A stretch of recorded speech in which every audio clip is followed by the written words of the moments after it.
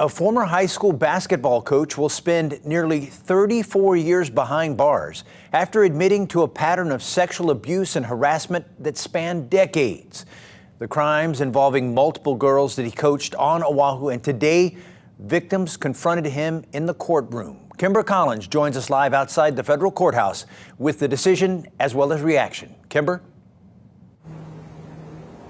Yes, Jai, the courtroom was very tense this afternoon as U.S. District Judge Seabright handed down the sentencing for former Punahou basketball coach Dwayne Yuen. Seabright going as far as to calling him a predator with a whistle who abused his position to gain control over these women.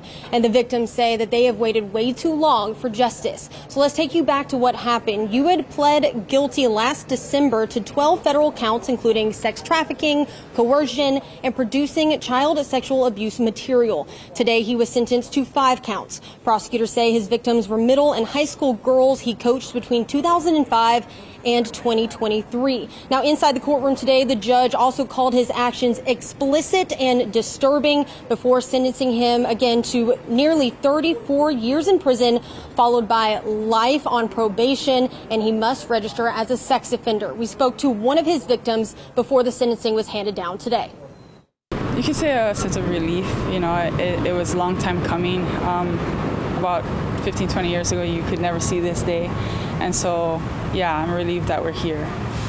Just being in this position is unfortunate, but I'm glad that we were able to make some changes with it, you know, and that we have some really good warriors on our side. And, you know, if it was anybody else, who knows what would have happened.